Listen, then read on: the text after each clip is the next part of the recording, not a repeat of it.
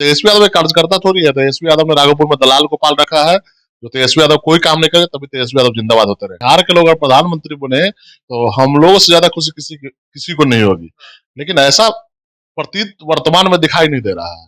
वर्तमान में सबसे कम विधायकों वाली पार्टी को कौन व्यक्ति, कौन विपक्ष मानेगा देश का प्रधानमंत्री। प्रशासन के लोगों को दबाव है, लगातार एसपी और डीएम का तबादला किया जा रहा है, तमाम तरीके के प्रोपेगेंडा अपना के पैसा वसूलने का तरीका अपनाया जा रहा है। बिहार में लगातार टेंडर पैसा वसूल रहा है बिहार की सरकार। अगर वो राघोपुर में अगर जाते और पीड़ित परिवार से मिल लेते और किसी प्रकार का मदद नहीं करते तो पीड़ितों का खुद कर लेते हैं वो लोग जीवन यापन। जैसे ही राघोपुर दियारा में लोग जी रहे हैं, भेड़ बकरी की तरह लोगों को छोड़ दिया गया है कि आपके घर में आग लग जाए, आपके घर दह जाए, लेकिन कोई देखने वाला नहीं है। चिराग पासवान बिहार की राजनीति के उभरते हुए सितारे हैं। आज वर्तमान परिस्थिति में चिराग पासवान विपक्ष का वो चेहरा है जो बिहार के जनता को बिहार सरकार के द्वारा किए गए कामों का आईना दिखा रहा है। चिराग पासवान से सभी लोग डरे हुए हैं। चिराग पासवान वो पर्सनालिटी है जहां खड़े हो जाते हैं बाकी विपक्ष नगण्य हो जाता है। प्रिंस राज कहते हैं कि वो सर्कस के शेर है, उन्हें देखने के लिए लोग जाते हैं। ये लोग 2014 में संसद का मुंह नहीं देखेंगे। कौन मुंह नहीं देखेंगे? जो लोग चिराग पासवान पर आरोप लगा रहे हैं वो लोग 2014 में संसद का मुंह नहीं देखेंगे। चिराग पासवान बिहार के किसी भी 40 सीट पर हाथ धर देंगे, वो लोग सुबह चिराग पासवान जीत जाएंगे। मैंने पूछा लड़ेंगे कहाँ से? चिराग पासवान हमारे पार्टी के राष्ट्रीय अध्यक्ष है। पार्टी तय करेगी चिराग पासवान कहाँ से लड़ेंगे, और इस बार बिहार की जनता ही मुख्यमंत्री तय करेगी। बिहार की जनता जिसको चाहेगी वही बिहार का मुख्यमंत्री बनेगा, और बिहार की जनता इस बार तय कर चुकी है। आप तमाम जगह जाते हैं, जनता के प्रति चिराग पासवान का जो संघर्ष है उसका जनता जरूर फल देगी। नमस्कार, मेरा नाम शुभम कृष्णा है। देखिए, लोजपा राम विलास के प्रदेश उपाध्यक्ष राकेश रोशन जी हमारे साथ है। सबसे पहले बहुत स्वागत है। धन्यवाद। कैसे हैं? क्या कुछ चल रहा है बिहार की राजनीति में? बिहार की राजनीति में माननीय नीतीश कुमार जी प्रधानमंत्री के चक्कर में बिहार का बंटाधार किए हुए हैं, और वो इधर उधर घूम रहे हैं और बिहार को देखने वाला कोई नहीं है। बिहार की जनता अपने को असहाय, वंचित और पीड़ित समझ रही है, कोई उसका रखवाला नहीं है। शासन प्रशासन कहीं दिखाई नहीं दे रहा है, बस भगवान भरोसे बिहार की सरकार चल रही है। आप लोगों को अच्छा नहीं लगेगा बिहार के मुख्यमंत्री प्रधानमंत्री के उम्मीदवार बने? अगर बिहार के लोग प्रधानमंत्री के उम्मीदवार बनने से नहीं होगा। बिहार के लोग अगर प्रधानमंत्री बने तो हम लोगों से ज्यादा खुशी किसी को नहीं होगी, लेकिन ऐसा प्रतीत वर्तमान में दिखाई नहीं दे रहा है। वर्तमान में सबसे कम विधायकों वाली पार्टी को कौन व्यक्ति, कौन विपक्ष मानेगा देश का प्रधानमंत्री। तो सबसे बड़ा तो विपक्ष बिखरा हुआ है, और विपक्ष में नीतीश कुमार सेखी बघार रहे हैं सिर्फ अपनी राजनीतिक कद को बढ़ाने के लिए, सिर्फ अपनी महत्वाकांक्षाओं के चलते नीतीश कुमार जी बिहार को बर्बादी की ओर ले जा रहे हैं। अरे बिहार में सुशासन राज, बिहार में सुशासन, बिहार में उछलने वाला राज है। बिहार में प्रशासन के लोगों को दबाव है, लगातार एसपी और डीएम का तबादला किया जा रहा है, तमाम तरीके के प्रोपेगेंडा अपना के पैसा वसूलने का तरीका अपनाया जा रहा है। बिहार में लगातार टेंडर पैसा वसूल रहा है। बिहार की सरकार और प्रशासन के लोग पैसा वसूल रहे हैं। खुलेआम तरीके से पैसा वसूला जा रहा है। जहां सरकार के पास बजट नहीं है फिर भी लगातार योजनाओं को निकाला जा रहा है, टेंडर निकाला जा रहा है, इससे पैसा वसूला जा रहा है। लगातार सब लोगों से पैसा लिया जा रहा है। आप देख सकते हैं कि आपदा विभाग में एक पैसा नहीं है। राघोपुर में आगजनी की घटना लगातार हो रही है, और एक पीड़ित परिवार को सरकार का जो मिनिमम क्राइटेरिया 9800 रुपीज, वो भी जनता के पास पहुंच नहीं पा रहा है। तेजस्वी यादव मदद पहुंचा रहे होंगे। अब तक तेजस्वी यादव के द्वारा एक भी लोगों को, पीड़ित परिवार के लोगों से बातचीत तक नहीं किया गया, जाना तो दूर। अगर वो राघोपुर में अगर जाते और पीड़ित परिवार से मिल लेते और किसी प्रकार का मदद नहीं करते तो पीड़ितों का खुद कर लेते हैं वो लोग जीवन यापन। जैसे ही राघोपुर दियारा में लोग जी रहे हैं, भेड़ बकरी की तरह लोगों को छोड़ दिया गया है कि आपके घर में आग लग जाए, आपके घर दह जाए, लेकिन कोई देखने वाला नहीं है। तेजस्वी के कार्यकर्ता कह रहे हैं सर कि तेजस्वी जी का घर है, वो घर जाने की जरूरत क्या होता है, ऐसे ही काम हो जाता है। तो आपदा विभाग के द्वारा एक भी पैसा लोगों को, वंचित लोगों को नहीं मिला है, और उनके कार्यकर्ता तो कहावत है ना कि इंसान जो जिससे जिसको फायदा है उसका गुणगान करना है। और तेजस्वी यादव एक कार्यकर्ता थोड़ी है। तेजस्वी यादव ने राघोपुर में दलाल को पाल रखा है। जो तेजस्वी यादव कोई काम नहीं करे तभी तेजस्वी यादव जिंदाबाद होते रहेंगे। यादव पे आरोप लगा रहे हैं कि वो दलाल पाल रहे हैं। पूरी तरीके से राघोपुर में दलाली प्रोपेगेंडा चल रही है। एक भी कार्यकर्ता उनका जमीन पर दिखाई नहीं देता है। अब तक 100 घर से ज्यादा लोग घर में आग लग चुकी है, आगजनी की घटना हो चुकी है। हम लोग सभी जगह गए हैं, स्पॉट पे बातचीत किए हैं, सरकार का कोई नुमाइंदा वहां नहीं पहुंचा है। सरकार के द्वारा कोई भी प्रभावशाली काम नहीं किया गया है।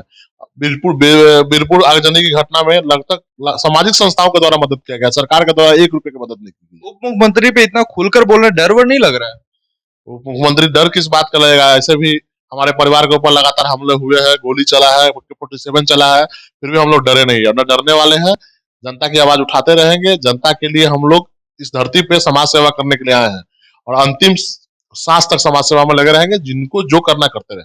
चिराग पासवान को बिहार की राजनीति में कहाँ देख रहे हैं आप लोग? चिराग पासवान बिहार की राजनीति के उभरते हुए सितारे हैं। आज वर्तमान परिस्थिति में चिराग पासवान विपक्ष का वो चेहरा है जो बिहार के जनता को बिहार सरकार के द्वारा किए गए कामों का आईना दिखा रहा है। चिराग पासवान से सभी लोग डरे हुए हैं। चिराग पासवान वो पर्सनालिटी है जहां खड़े हो जाते हैं बाकी विपक्ष नगण्य हो जाता है। तो चिराग पासवान आम जनता की आवाज है और बिहार में जहां भी जाते हैं चिराग पासवान, आप देख सकते हैं कि जनता उनको कितना स्नेह प्यार और आशीर्वाद दे रही है। प्रिंस राज कहते हैं कि वो सर्कस के शेर है, उन्हें देखने के लिए लोग जाते हैं। ये लोग 2014 में संसद का मुंह नहीं देखेंगे। कौन मुंह नहीं देखेंगे? जो लोग चिराग पासवान पर आरोप लगा रहे हैं वो लोग 2014 में संसद का मुंह नहीं देखेंगे। प्रिंस राज तो कहते हैं कि चिराग पासवान पहले फिक्स तो करे कि किधर है, कभी आरजेडी में जाते हैं, कभी बीजेपी में जाते हैं, डाली पे कूदते रहते हैं बानर की तरह। चिराग पासवान जनता की आवाज है, जनता की बात करते हैं। किसी गठबंधन में चिराग पासवान अभी नहीं है। गठबंधन चुनाव के समय तय किया जाएगा। जब जनता की आवाज उठाने के लिए किसी गठबंधन की जरूरत नहीं पड़ती है। चुनाव लड़ने के लिए अपना पास जनाधार नहीं, जिसके पास जनाधार नहीं है वो गठबंधन के लिए बेचैन है। जिनके पास जनाधार नहीं है वो किसी और नेता का नाम लेके सखी बघारते रहते हैं। हमारे नेता चिराग पासवान है। चिराग पासवान के नाम पर चुनाव लड़ेंगे। चिराग पासवान के नाम पर हमें वोट मिलेगा। कैसे जनाधार है उनके पास, कैसे कह रहे हैं? तभी तो अगर हमारी दल है और हम अपने दल के नेता का नाम नहीं लेके उनको वोट मांगना चाहिए अपने राष्ट्रीय अध्यक्ष के नाम पे, उनको वोट मांगना चाहिए अपने मंत्री के नाम पे, तो वो सखी बिगाड़ते रहते हैं। भारत के प्रधानमंत्री के नाम पे वोट मांगते रहते हैं। अगर आज किसी गठबंधन परमानेंट चीज नहीं है। गठबंधन एक दो दलों के विचारधाराओं का गठबंधन होता है, लेकिन रालोसपा पूरी तरह बीजेपी में समा चुकी है। वो उनके पास न विचारधारा है, न सिद्धांत है, न नेता है, न नियत है। अच्छा, आप चिराग पासवान के सबसे करीबी माने जाते हैं। चिराग पासवान लोकसभा कहां से लड़ने वाले हैं? चिराग पासवान बिहार के किसी भी 40 सीट पर हाथ धर देंगे, वो लोकसभा चिराग पासवान जीत जाएंगे। मैंने पूछा लड़ेंगे कहां से? चिराग पासवान हमारे पार्टी के राष्ट्रीय अध्यक्ष है। पार्टी तय करेगी चिराग पासवान कहां से लड़ेंगे। हम कौन तय करने वाले होते हैं और चिराग पासवान कौन होता है तय करने वाली?